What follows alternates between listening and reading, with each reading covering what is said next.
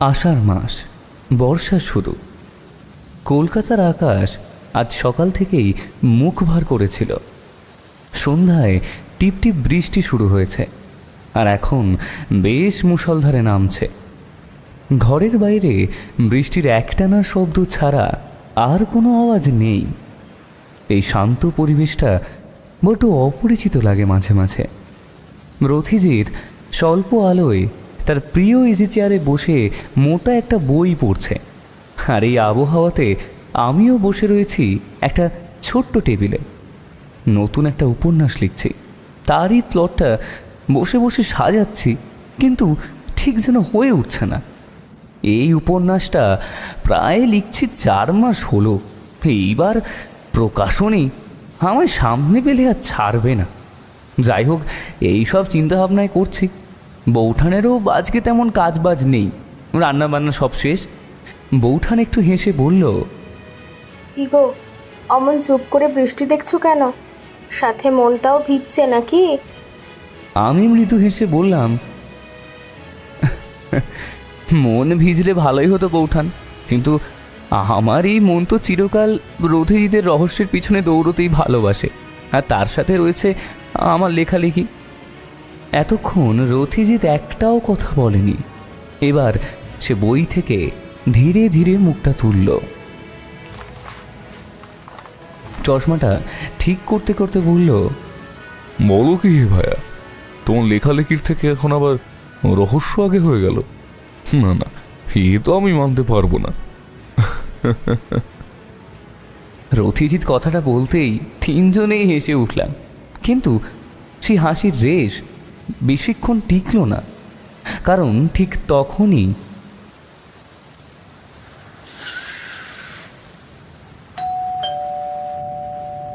Calling বেলের তীব্র আওয়াজ শোনা গেল। মনে মনে ভাবলাম, এই ঝড় বৃষ্টির মধ্যে কেই বা এসে পড়ল। বেচারাম দরজাটা খুলতে যাচ্ছিল, কিন্তু তাকে মানা করলাম। লেখার সরঞ্জাম সব গুছিয়ে রথিজিতের দিকে এক ঝলক তাকিয়ে তারপর দরজা খুলতে গেলাম।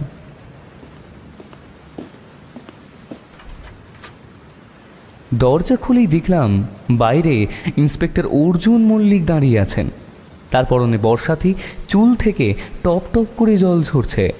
তার মুখে উদ্বেগের ছাপ স্পষ্ট, কপালে বিন্দু বিন্দু ঘাম। মনে মনে ভাবলাম, এত রাতে অর্জুন সাহেব কেন? যাই হোক, ওনাকে ভিতরে আসতে বললাম। ভ্রুকুচকে বললাম, অর্জুন সাহেব এত রাতে ভিতরে আসুন, ভিতরে আসুন, প্রায় তো ভিজেই গেছেন। ইন্সপেক্টর অর্জুন মল্লিক দ্রুত পায়ে ভিতরে প্রবেশ করলেন। ভিজে চুলটা একবার ঝেড়ে নিলেন, তারপর তাকে একটু তোয়ালে দিলাম যাতে কিছুটা ঠান্ডা লাগা থেকে বাঁচা যায় আর কি। যাই হোক, তিনি আমার সাথে সোজা উপরে চলে এলেন। দেখলাম রথিজিৎকে দেখে তিনি যেন হাঁপ ছেড়ে বাঁচলেন।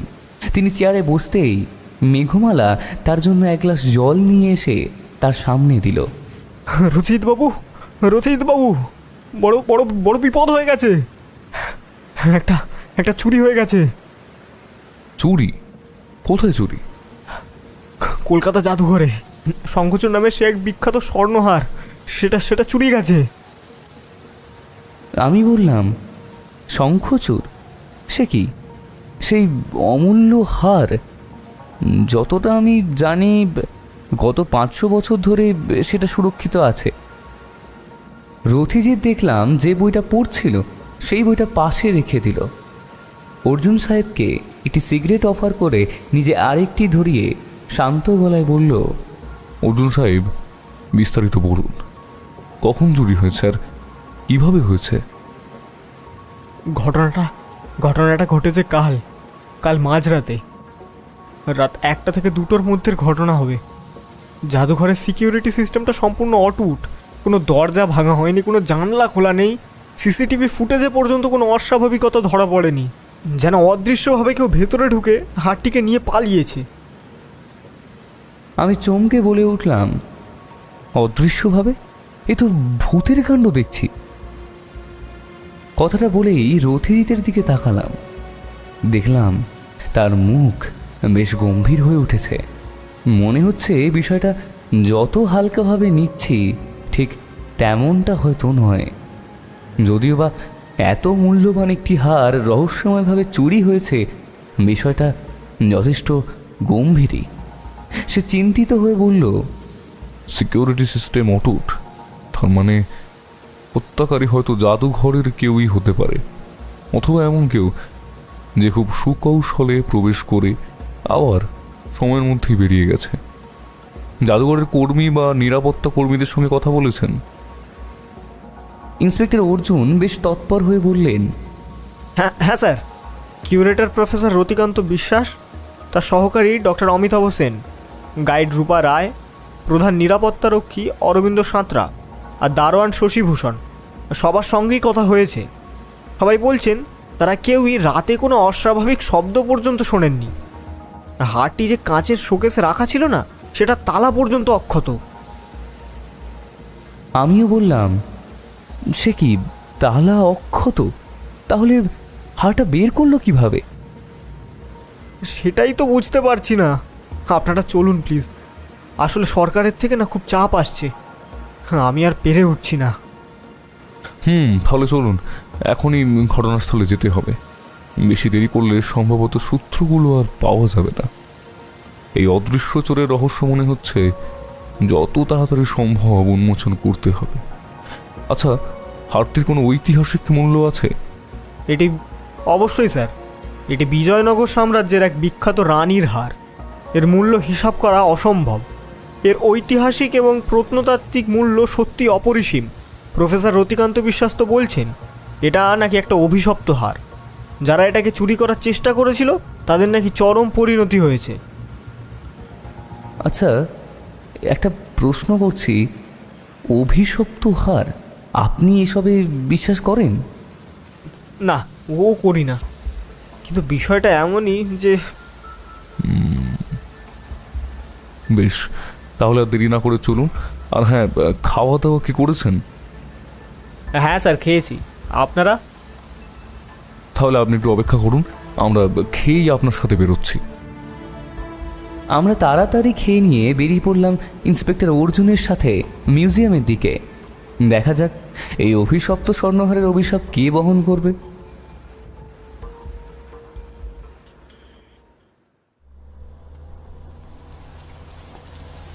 পথে সবাই চুপ করেই ছিল। একে তো বৃষ্টি বাদলের রাত, আর তার উপর কেমন গম্ভীর একটা পরিস্থিতি। সব মিলিয়ে বেশ চিন্তাতেই রয়েছে ইন্সপেক্টর আর রথিজিত। খুব অল্প সময়ের মধ্যেই আমরা জাদুঘরে পৌঁছে গেলাম। কলকাতা জাদুঘর হলো শহরের এক ঐতিহাসিক স্থাপত্য, তবে রাতের বেলা যেন জাদুঘরটা আরও রহস্যময় হয়ে উঠেছে। বৃষ্টির শব্দ আর নিস্তব্ধতা মিলে এক অদ্ভুত পরিবেশ তৈরি করছে। রথিজিৎ, আমি ও ইন্সপেক্টর অর্জুন মল্লিক ভিতরে প্রবেশ করলাম। দেখলাম অনেক গার্ড মোতায়েন করা আছে। ইন্সপেক্টরকে দেখে তারা আমাদের দিকে আর তাকালোই না বলতে গেলে। যাই হোক, ঢুকেই দেখি জাদুঘরের ভিতরে সব লাইট জ্বালানো রয়েছে, আর গার্ডের সাথে কিছু পুলিশ কর্মীও চারপাশে ছড়িয়ে আছে। সময় বিলম্ব না করে আমরা শঙ্খচূড় হারটি যে কক্ষে রাখা ছিল সেই কক্ষের দিকে পা রাখলাম। যাবার পথে একটা লম্বা বারান্দা কাম গুপ্ত করিডোরের মধ্যে দিয়ে যেতে হয়েছিল। সেখানে অনেক পশুর হাড় দেখলাম ঝুলিয়ে রাখা রয়েছে। এতক্ষণ ইন্সপেক্টরই আমাদের পথ দেখিয়ে নিয়ে আসছিল। অর্জুনবাবু বয়সে আমাদের থেকে খুব বেশি বড় নন, ছিমছাম চেহারা। ঘরে ঢোকার পর তিনি বললেন, এই দেখুন রথিজিৎ বাবু, এই হচ্ছে সেই গ্যালারিটা যেখানে শঙ্খচূড় হারটি রাখা ছিল। ঘরে প্রবেশ করে আমি আর রথিজিৎ একেবারে স্তম্ভিত হয়ে গেলাম। এটা একটা বিশাল কক্ষ। চারিদিকে ঘুরে ঘুরে দেখতে লাগলাম।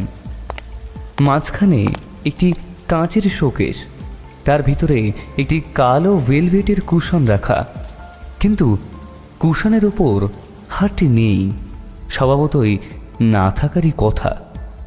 শোকেসের তালা অক্ষত, তাতে কোনো আঁচড়ের চিহ্ন বা সেটাকে যে কেউ জোর করে খুলতে চেয়েছে এমন কোনো লক্ষণ দেখা গেল না।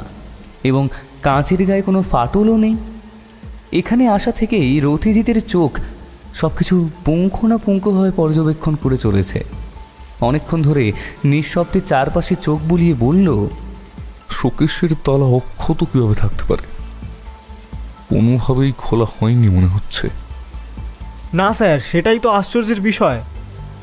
আসলে ফরেন্সিক টিমও পরীক্ষা করেছে, তালাটা একদম নতুন ছিল, কোনো রকমের কারসাজির চিহ্ন পর্যন্ত নেই। আমি অবাক হয়ে বললাম, এ তো পুরোপুরি অসম্ভব। হাড়টা হাওয়ায় মিলিয়ে গেল নাকি? বিষয়টা আমার খুবই জটিল লাগলো। যদিও বা অর্জুনবাবু এ বিষয়ে বলেছিলেন, কিন্তু রথিজিৎ বোধহয় অন্য কিছুরই আশা রেখে এসেছিল। যাই হোক, দেখলাম সে কাঁচের শোকেশের দিকে ঝুঁকে পড়ল। একদম নিচের দিকের অংশটায় সে অনেকক্ষণ একভাবে চেয়ে রইল। তারপর সে পকেট থেকে তার প্রিয় আতশ কাঁচটা বার করল। বের করে কী সব যেন খুঁটিয়ে খুঁটিয়ে পরীক্ষা করতে লাগলো। বেশ অনেকক্ষণ পরীক্ষা করার পর আতশ কাঁচটা পকেটে ঢোকাতে ঢোকাতে বলল, বুঝলেন, কাঁচের উপর কিছু স্ক্র্যাচের দাগ রয়েছে মনে হচ্ছে। প্রথমটা আমিও ঠিক বুঝতে পারিনি। সত্যি বলতে খুবই সূক্ষ্ম, যেন কিছু দিয়ে ঘষা হয়েছে, তবে এমন জায়গায় যে জায়গাটিতে সাধারণভাবে চোখ যাবে না। স্ক্র্যাচ? আমরা তো কিছু দেখিনি স্যার। আমিও অর্জুনবাবু খানিকটা রথিজিতের দিকে এগিয়ে গেলাম। রথিজিৎ মুখের ওপর হাতটা একবার বোলালো, চশমাটা খুলে একবার পাঞ্জাবির খুঁট দিয়ে মুছে নিয়ে চোখে আবার পড়ে নিল।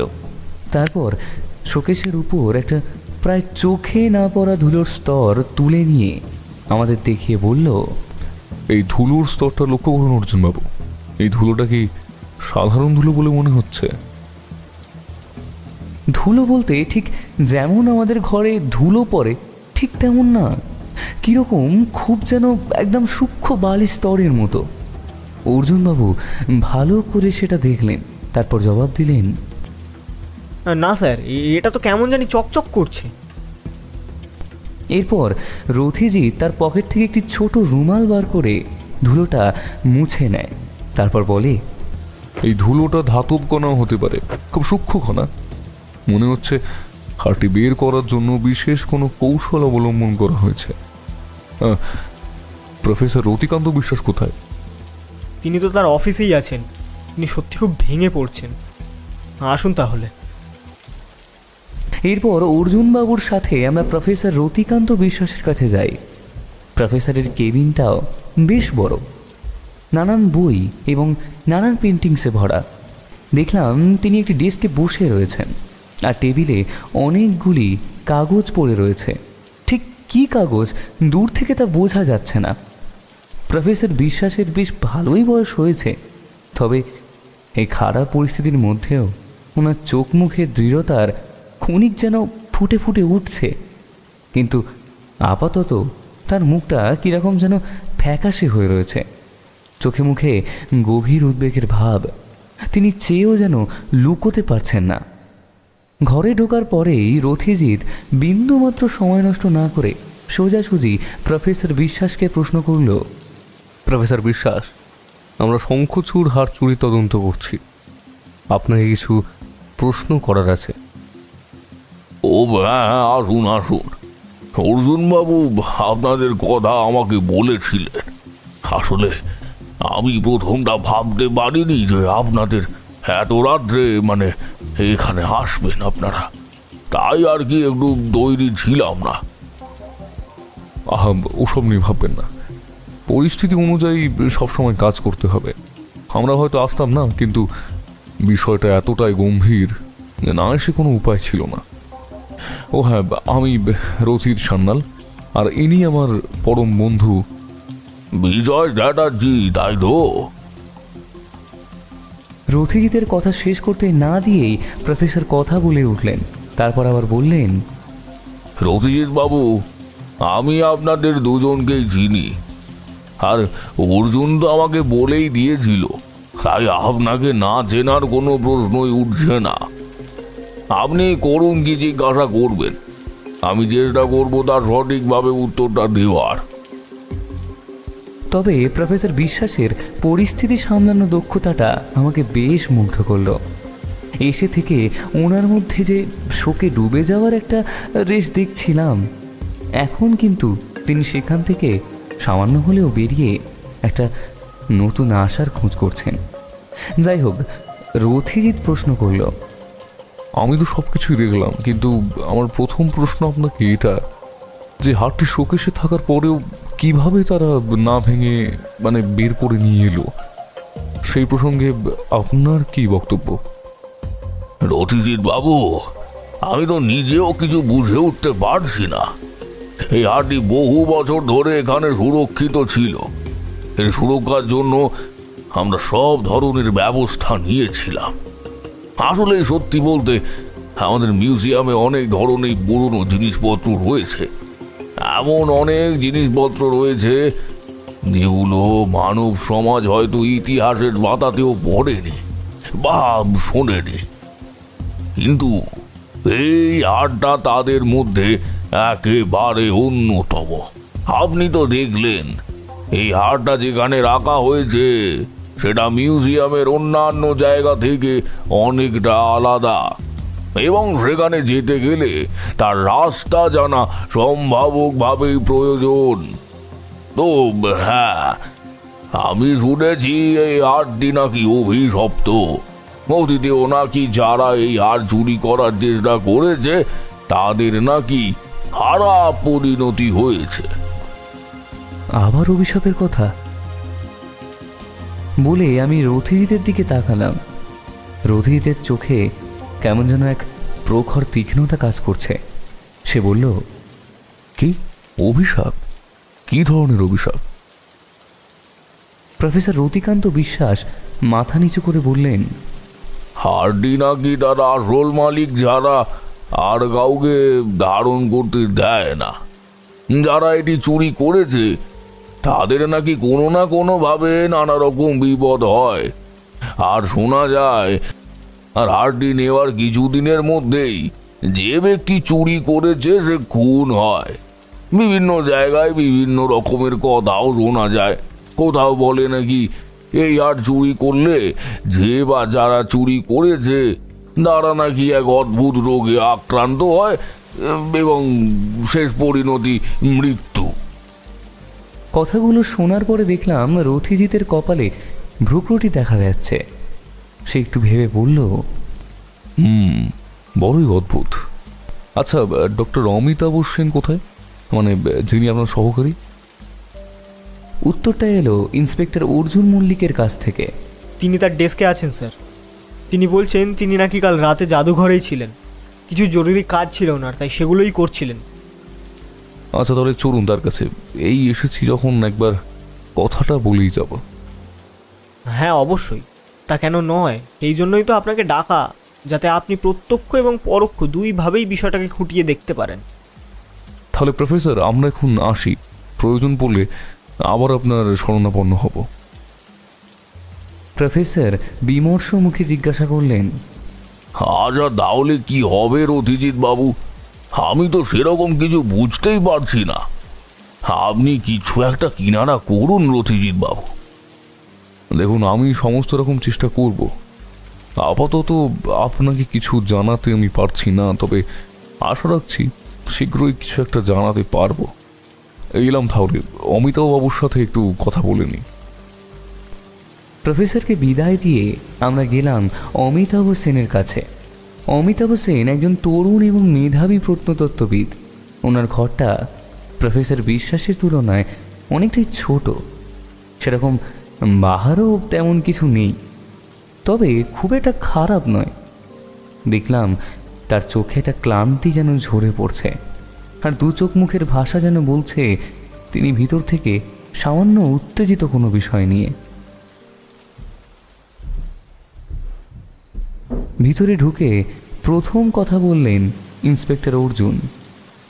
অমিতাভবাবু, আপনাদের বলে রেখেছিলাম না যে রথিজিৎ বাবু একবার জিজ্ঞাসাবাদের জন্য আসতে পারেন। অমিতাভ সেন তৎপরতার সাথে বলল, ও হ্যাঁ হ্যাঁ হ্যাঁ হ্যাঁ হ্যাঁ, আসুন আসুন, বলুন কি বলতে চান। ডক্টর সেন, আপনি কি শঙ্খচূড় হাড় চুরির ব্যাপারে কিছু জানেন? মানে কি করে কি হলো, বা এমন কিছু যেটা আমাদের অনুসন্ধানের কাজে লাগতে পারে?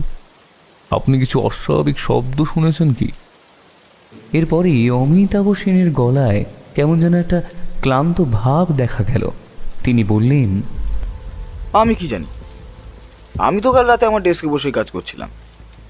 কাজ করার সময় আমি তো কোনো শব্দ শুনতে পাইনি। রথিজিৎ ওই হার সম্বন্ধে একটি ডায়েরি প্রফেসরের কাছ থেকে নিয়েছিল। সেই ডায়েরিটা অমিতাভকে দেখিয়ে বলল, আচ্ছা, এইটা একবার দেখুন তো। এই হারটির সমস্ত জিনিস এখানে লেখা রয়েছে, বা কোনো গোপন তথ্য বা দুর্বলতা আছে কি এখানে যা চোর কাজে লাগাতে পারে? সেই ডায়েরিতে লেখা হাড়ের বিবরণী দেখে তার চোখ মুখ কেমন যেন ফ্যাকাশে হয়ে যায়। ডায়েরিটা থেকে দ্রুত চোখ সরিয়ে নিয়ে সে আমতা আমতা করে বলে, না না, আমি এসবের কিছু জানি না।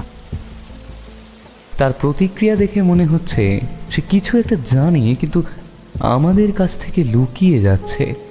আচ্ছা, আপনি হাড়ের ইতিহাস সম্পর্কে কিছু জানেন? মানে কোনো অভিশাপের কথা কি শুনেছেন? তাতে আপনার কি মত? কথাটি বলার পরে দেখলাম ডক্টর অমিতাভ সিং তার মুখটা একটু রথিজিতের দিকে এগিয়ে নিয়ে গেল।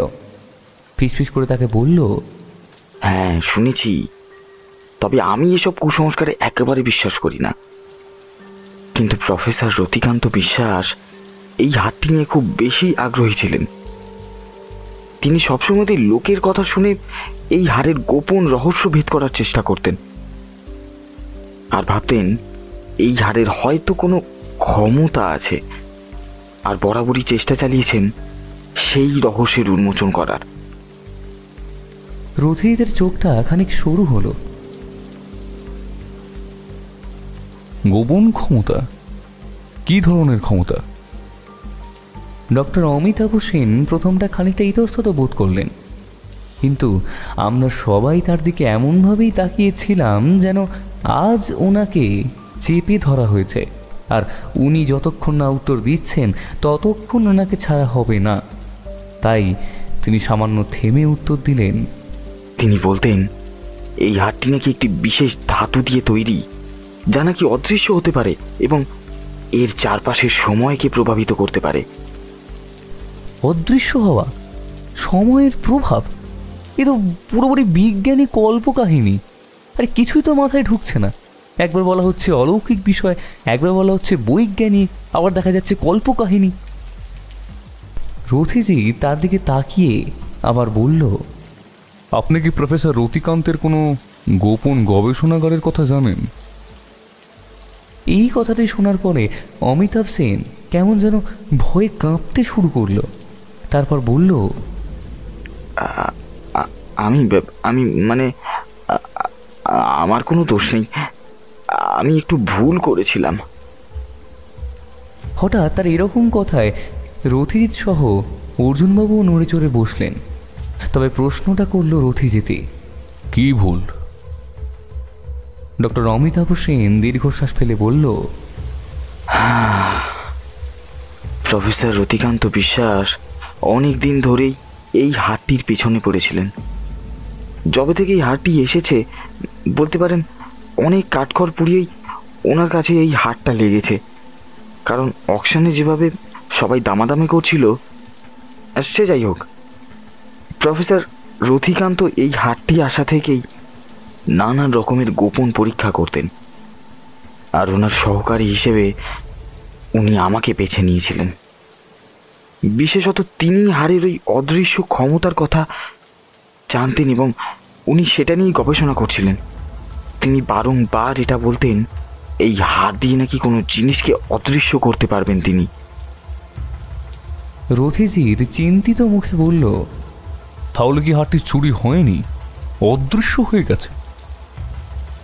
অমিতাভ সেনের মুখে আবারও সেই বিষাদের ছায়া দেখা গেল।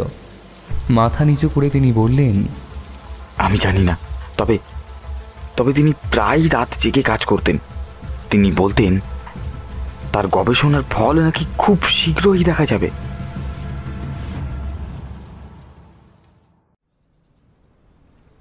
পরের দিন সকাল।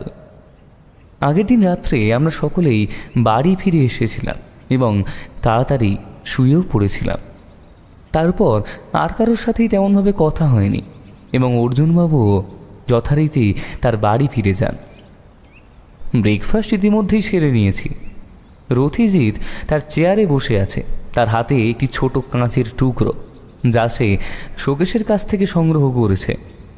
আপাতত আমি খবরের কাগজটা নিয়ে একটু বসেছি, তবে কাগজ পড়ার কোনো ইচ্ছাই আমার মধ্যে নেই। কারণটা হলো একটাই, কালকের সমস্ত বিষয়টা যেন মাথার মধ্যে কেমন যেন ঘুরপাক খাচ্ছে। আসলে আমি এটাই ভাবছিলাম যে অলৌকিক বলে বিষয়টা কি আদেও হয়? না, সে উত্তর আমার কাছে নেই। যাই হোক, সেই সময় দেখলাম বৌঠান চা নিয়ে এসে হাজির। বাইরে এতক্ষণে বৃষ্টি থেমে গিয়েছে, কিন্তু আকাশটা এখনও মেঘলা, চারিদিক কেমন যেন অন্ধকার হয়ে রয়েছে। বৌঠান দেখলাম আমায় কিছু বলল না, সরাসরি রথিজিৎকে হাটটার ব্যাপারে জিজ্ঞাসা করল। কাঁচের টুকরো থেকে চোখটা না সরিয়েই বলল, না মেঘ, এখনো পর্যন্ত কোনো স্পষ্ট সূত্র নেই। তবে এই কাঁচের টুকরো আর ডক্টর অমিতাভ সেনের বক্তব্য আমাকে সত্যি ভাবাচ্ছে। অদৃশ্য হওয়ার ক্ষমতা, সময়, প্রভাব, এসব কি আমি তো কিছুই বুঝে উঠতে পারছি না।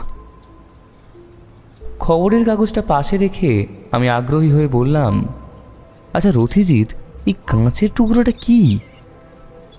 রথিজিৎ মৃদু হেসে বলল, যা বুঝলাম এটা সাধারণ কোনো কাঁচ নয় বিজয়, এটি একটি বিশেষ ধরনের ফাইবার অপটিক কাঁচ, যা দিয়ে সূক্ষ্মভাবে লেজার রশ্মি প্রবাহিত করা হয়। আর এই লেজার রশ্মি যদি সঠিক ফ্রিকোয়েন্সিতে ব্যবহার করা হয় তাহলে তো কোনো বস্তুর চারপাশের আলোকে এমনভাবে প্রতিসরণ করতে পারে যে বস্তুটি সাময়িকভাবে অদৃশ্য মনে হবে। এটা শুধুমাত্রই আমার অনুমান, কিন্তু সে কি তাহলে প্রফেসর রতিকান্ত বিশ্বাস কি এই হাটটিকে অদৃশ্য করতে পারতেন?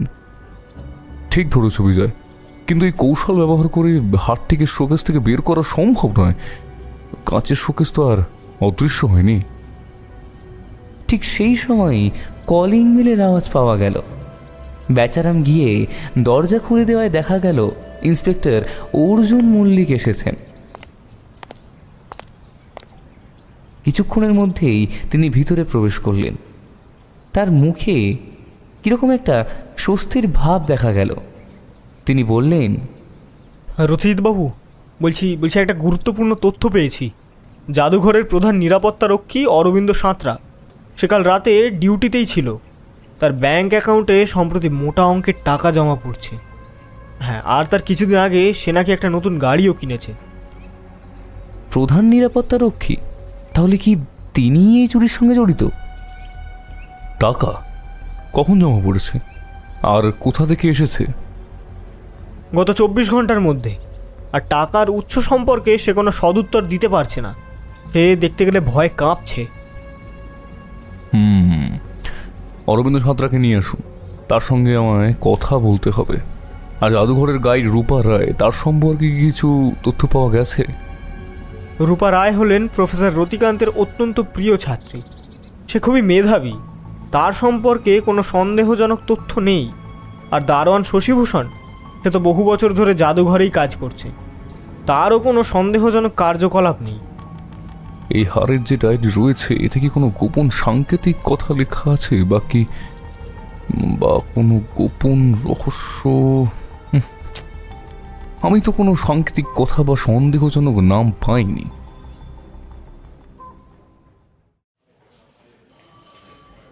এরপর ইন্সপেক্টর মল্লিকের সাথে আমরা পুলিশের সদর দপ্তরে এসে উপস্থিত হই। আমরা গিয়ে বসেছিলাম ইন্সপেক্টর অর্জুন মল্লিকের কক্ষে। কিছুক্ষণের মধ্যেই সেখানে অরবিন্দ সাঁতরাকে নিয়ে আসা হলো। তার মুখে আতঙ্কের ছাপ স্পষ্ট, তার শরীর কাঁপছে। রথিজিৎ শান্ত গলায় জিজ্ঞাসা করল, অরবিন্দবাবু, আপনার ব্যাংক অ্যাকাউন্টে এত টাকা কোত্থেকে এলো? আমি কিন্তু কিছু জানি না। শঙ্কচুর হার চুরির ব্যাপারে আপনি কি জানেন? আমি সত্যি চুরি করিনি। তাহলে বলুন, হারটি কিভাবে শোকেস থেকে বেরিয়ে এলো? আমি আমি শুধু জানি যে ডক্টর অমিতাভ সেন সেদিন রাতে কিছু একটা করছিলেন। আমি তাকে দেখেছিলাম। ডক্টর অমিতাভ সেন? তাহলে তিনি কি মূল অপরাধী? ডক্টর অমিতাভ সেন সে কি করছে? সে সে একটা বিশেষ যন্ত্র ব্যবহার করছিল, একটা ছোট্ট বাক্স। সেটা দিয়ে সে শোকেসের দিকে কিছু একটা নিক্ষেপ করার চেষ্টাও করছিল। তারপর হাড়টা নাকি অদৃশ্য হয়ে গিয়েছিল। অদৃশ্য হয়ে গিয়েছিল? তারপর? আমি আমি আমি ভয়েতে কিছু বলিনি। সে আমাকে যে হুমকি দিয়েছিল, বলেছিল যদি আমি কিছু বলি তাহলে যে আমার পরিবারের ক্ষতি করে দেবে।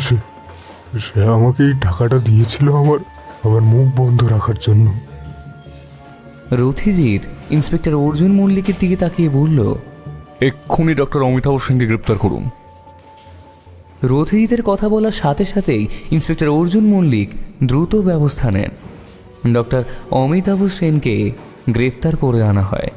তার মুখে একটা ব্যঙ্গাত্মক চ্যালেঞ্জের হাসি।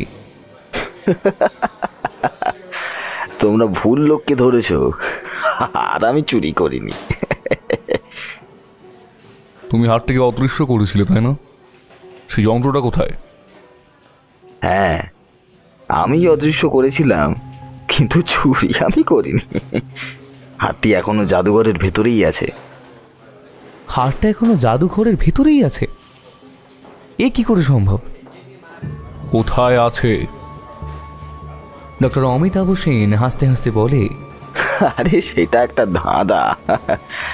প্রফেসর রতিকান্ত বিশ্বাস আর আমি মিলে এই পরিকল্পনাটাই করেছিলাম। হাড়টি অদৃশ্য হবে, তারপর আমরা সেটাকে খুঁজে বের করব। আরে এটাই তো আমাদের গবেষণার একটা অংশ। রথিজিৎ তার চোখের দিকে তাকিয়ে বলে, গবেষণা? হাড় চুরি করে গবেষণা? ডক্টর অমিতাভ সেন উন্মত্তের মতো বলে উঠলেন, হ্যাঁ, প্রফেসর রতিকান্ত বিশ্বাস করতেন এই হাড়টি এমন এক শক্তি ধারণ করে যা দিয়ে তিনি অমর হতে পারবেন। তিনি এই হাড়টিকে ব্যবহার করে নিজের শরীরকে পুনরুজ্জীবিত করতে চেয়েছিলেন। অমরত্ব? আজকের সময়ে দাঁড়িয়ে এ তো বিজ্ঞানের নামে একটা উন্মাদনা। তাহলে হাড়টি কোথায়?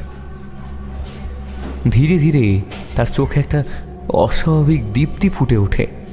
এরপর অমিতাভ সেন বলে, হাড়টি আছে তার একমাত্র বিশ্বস্ত জায়গায়, যেখানে আলো পৌঁছয় না, যেখানে অন্ধকারই একমাত্র সঙ্গী।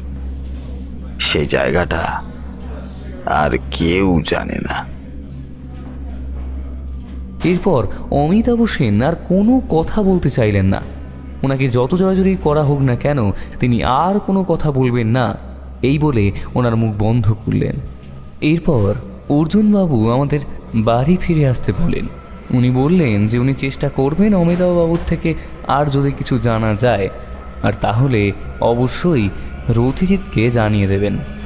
ঠিক হলো, অমিতাভবাবুর বলা সেই জাদুঘরের ভূগর্ভস্থ সংরক্ষণাগারের মধ্যে যাওয়া হবে।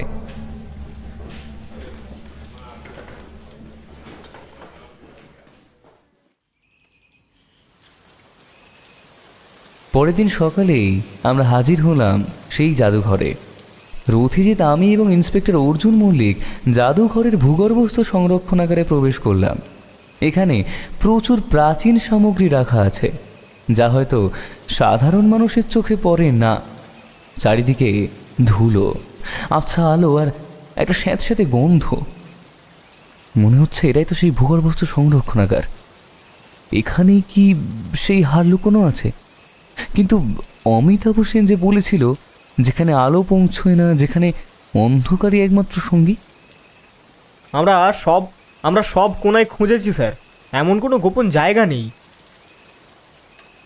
ইন্সপেক্টর অর্জুন আরও বলেছিল, প্রফেসরের থেকে এই জায়গাটার সন্ধান বার করতে তাদের বেশ বেগ পেতে হয়েছিল।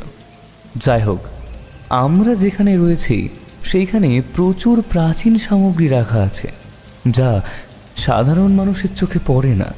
চারিদিকে কেমন ধুলোয় ভরা, আর আবছা আলো, আর একটা স্যাঁতস্যাঁতে গন্ধ যেন চারিদিকটা মাতিয়ে রেখেছে। রথিজির চারিদিকে একবার চোখ বুলিয়ে নিল, তারপর একটা পুরনো জীর্ণ কাঠের আলমারির দিকে তাকালো। আলমারির তালা নেই, যেন সেটি বহু বছর ধরে খোলা হয়নি। আলমারির পাশেই একটি ছোট গর্ত, যেখানে কয়েকটি পুরনো বই পড়ে আছে। রথিজিৎ ইন্সপেক্টর অর্জুনকে বলল, ইন্সপেক্টর, এই আলমারিটা খুলুন। রথিজিতের কথায় ইন্সপেক্টর অর্জুন সেই আলমারিটা খুলে ফেলেন। ভেতরে পুরনো কাগজপত্র আর কিছু ভাঙা মূর্তি দেখা যায়, এবং তার পিছনেই আবারও একটি ছোট গর্তের মতো কিছু একটা দেখা যায়। আলমারির ভেতরের গর্তটির দিকে আলো ফেলে রথিজিৎ। ভিতরে একটা সংকীর্ণ পথ দেখা যাচ্ছে। রথিজিৎ বলে, এই পথটি আবার কোথায় গেছে? এটা তো আমরা আগে দেখিনি স্যার। ইন্সপেক্টর অর্জুনের উত্তর শুনে রথিজিৎ সেই সংকীর্ণ পথে প্রবেশ করে। তার পেছনে আমি এবং ইন্সপেক্টর অর্জুন তার পিছন পিছন চলতে লাগলাম। পথটা আঁকা বাঁকা, যেন কোনো প্রাচীন সুড়ঙ্গ। কিছুক্ষণ হাঁটার পর আমরা একটা ছোট কক্ষের মতো জায়গায় পৌঁছলাম। কক্ষের ভেতর সম্পূর্ণ অন্ধকার, যেন কোনো আলো নেই। রথিজিৎ তার টর্চটা আবারও পকেট থেকে বের করে চারিদিকে আলো ফেলে, এবং সাথে সাথে আমরা যা দেখতে পাই তা দেখে সবাই স্তম্ভিত হয়ে যায়। কক্ষের ভিতরে শঙ্খচূড় হারটি একটি ছোট পাথরের বেদির উপর রাখা আছে। হারটি টর্চের আলোয় জ্বলজ্বল করছে, যেন তার মধ্যে থেকে এক অদ্ভুত আলো বিচ্ছুরিত হচ্ছে। হারটির পাশে একটি অদ্ভুত যন্ত্র রাখা আছে। যন্ত্রটি থেকে কিছু তার বের হয়ে একটা মূর্তির সঙ্গে যুক্ত। আমি আর্তনাদ করে উঠলাম, আরে এইটাই তো সেই শঙ্খচূড়। রথিজিৎ আমায় হাত তুলে থামতে বলল। এরপর সে এগিয়ে গিয়ে যন্ত্রটি পরীক্ষা করতে লাগলো কিছুক্ষণ। এটি একটি বিশেষ ফ্রিকোয়েন্সি জেনারেটর। হারটি এই যন্ত্রের সাহায্যেই বোধহয় অদৃশ্য হয়েছিল, এটা বলল রথিজিৎ। তারপর আবার বলল, আচ্ছা, প্রফেসর রতিকান্ত বিশ্বাস এখন কোথায়? রথিজিতের এই প্রশ্নের উত্তর অর্জুন দিতে যাচ্ছিল, কিন্তু সেই সময়তেই আমরা দেখলাম কক্ষের এক কোণে প্রফেসর রতিকান্ত বিশ্বাস অজ্ঞান অবস্থায় পড়ে আছেন। তার মুখটা ফ্যাকাশে, শরীরটা যেন শুকিয়ে গেছে, আর তার হাতে একটা সিরিঞ্জ ধরা আছে। অর্জুন আর্তনাদ করে বলল, প্রফেসর রতিকান্ত বিশ্বাস, তিনি তিনি তিনি বেঁচে আছেন। এখানে তো দেখছি একটা সিরিঞ্জি পড়ে আছে। দেখি, একটা ছোট কাঁচের শিশি, এর মধ্যে তো একটা তরল। এই তরলটি কি? এইবার অর্জুন বলল যে তার জেরা করার পর থেকেই ওনাকে খুঁজে পাওয়া যাচ্ছিল না। এইসব বলছে অর্জুন, ঠিক সেই সময় প্রফেসর রতিকান্ত বিশ্বাসের জ্ঞান ফেরে। তার চোখ দুটি উন্মাদের মতো। সে রথিজিতের দিকে তাকিয়ে অস্বাভাবিক হাসি হাসতে থাকে। প্রফেসর রতিকান্ত বিশ্বাস অসংলগ্ন কণ্ঠে বলে, আমি আমি আমি অমর, আমি অমর হয়েছি। শঙ্খচূড় আমাকে ক্ষমতা দিয়েছে। রথিজি তার দিকে তাকিয়ে বলে, প্রফেসর বিশ্বাস, এই তরলটি কি? প্রফেসর রতিকান্ত বিশ্বাস অস্পষ্টভাবে বলে, এটা এটা এটা জীবনের অমৃত, অমরত্বের চাবিকাঠি। আমি এটা শঙ্খচূড় থেকে তৈরি করেছি। আমি এটা আমার শরীরকে পুনরুজ্জীবিত করার জন্য ব্যবহার করেছিলাম। অমরত্বের অমৃত? এটা এক উন্মাদ বৈজ্ঞানিক কাজ। রথিজিৎ অর্জুন মল্লিকের দিকে তাকিয়ে বলে, ইন্সপেক্টর, প্রফেসরকে দ্রুত হাসপাতালে নিয়ে যান, আর এই যন্ত্র এবং হাঁটি বাজেয়াপ্ত করুন। এরপর প্রফেসর রতিকান্ত বিশ্বাসকে হাসপাতালে নিয়ে যাওয়া হয়। তার মানসিক অবস্থা খুবই খারাপ।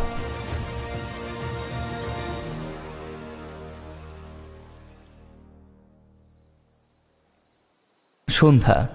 এখন আমরা রয়েছি আমাদের নিজেদের বাড়িতে। ইতিমধ্যেই প্রফেসর রতিকান্ত বিশ্বাসের এই ঘটনা পুরো কলকাতায় সাড়া ফেলে দিয়েছে। কিভাবে এক পাগল বৈজ্ঞানিক এবং তার সহকারী টাকার লোভে একটি হাড়কে ব্যবহার করে অমৃত তৈরি করার কথা ভেবেছিল। যাই হোক, এখন রথিজিৎ তার সেই চেয়ারে বসে আছে। আমিও মেঘমালা তার সামনে বসে দেখলাম রথিজিতের মুখে চিন্তার ছাপ। তাহলে প্রফেসর রতিকান্ত বিশ্বাসী আসল চোর? মানে তিনি শঙ্কুচুর হাড় চুরি করে অমরত্বের জন্য গবেষণা করছিলেন? রথিজিৎ মাথা নেড়ে বলল, এটা ঠিক চুরি নয় বিজয়। তিনি হাড়টিকে অদৃশ্য করে এই গোপন কক্ষে এনেছিলেন যাতে কেউ জানতে না পারে। তিনি বিশ্বাস করতেন এই হাড়টি এমন এক শক্তি ধারণ করে যা দিয়ে তিনি অমর হতে পারবেন। ডক্টর অমিতাভ সেন তার সহকারী ছিলেন, যিনি এই গবেষণায় তাকে সাহায্য করতেন। কিন্তু এই অমরত্বের অমৃত কি? ইন্সপেক্টর অর্জুন মল্লিক ডক্টর অমিতাভ সেনকে জিজ্ঞাসাবাদ করেছেন। সে সব তথ্য বলেছে। প্রফেসর রতিকান্ত বিশ্বাস একটি প্রাচীন পুঁথি থেকে এই অমৃত তৈরি পদ্ধতি পেয়েছিলেন। সেই পুঁথিতে উল্লেখ ছিল শঙ্কুচুর হাড় নাকি এক বিশেষ ধরনের শক্তি ধারণ করে যা দিয়ে এই অমৃত তৈরি করা যায়।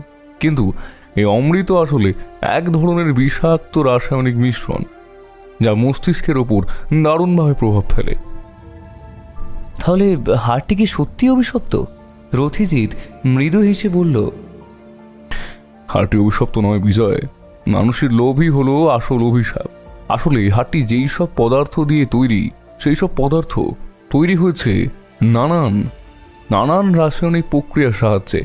এটা আগেকার যুগের অনেক ইতিহাসের পাতায় এরকম হাড়ের বিবরণ পাওয়া যেত। আসলে এই হাড়গুলো ব্যবহার করা হতো যুদ্ধের সময়। প্রফেসর রতিকান্ত বিশ্বাস তার লোভের জন্য অন্ধ হয়ে গিয়েছিলেন। তিনি ভেবেছিলেন এই হাড় তাকে অমরত্ব দেবে, কিন্তু সে নিজের হাতেই নিজের সর্বনাশ করেছে। লোভই আসল অভিশাপ। রথিজিতের এই দার্শনিক উক্তি চিরন্তন সত্য। প্রফেসর রতিকান্ত বিশ্বাস এই হাড়টিকে অদৃশ্য করার জন্য যে যন্ত্রটি তৈরি করেছিলেন সেটিও তার নিজস্ব উদ্ভাবন। তিনি এবং ডক্টর অমিতাভ সেন এই যন্ত্র দিয়ে হাড়টিকে অদৃশ্য করে কক্ষের ভিতরে এনেছিলেন যাতে কেউ সন্দেহ না করে।